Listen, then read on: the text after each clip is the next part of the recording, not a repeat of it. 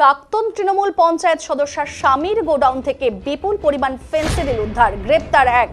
প্রাক্তন তৃণমূল মেম্বারের স্বামীর গোডাউন থেকে ৮,০০০ বোতল ফেন্সিডিল উদ্ধার ঘিরে চাঞ্চল্য ছড়ালো দক্ষিণ দিনাজপুরের তপন ব্লকে।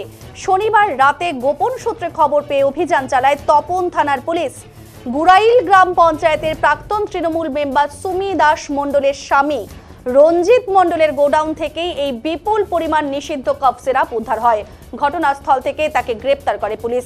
রবিবার ধৃত রঞ্জিত মণ্ডলকে দক্ষিণ দিনাজপুর জেলা আদালতে পেশ করা হলে তদন্তের স্বার্থে পুলিশ হেফাজতের বদল জানান। সরকারি আইনজীবী সঞ্জয় বিশ্বাস জানিয়েছেন, আদালত অভিযুক্তের ৩ দিনের পুলিশি হেফাজত মঞ্জুর করেছে।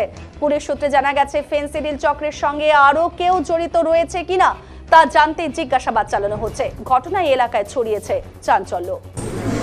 তপন থানা যাকে অ্যারেস্ট করে নিয়ে এসছে, ওনার নাম হচ্ছে রঞ্জিত মণ্ডল।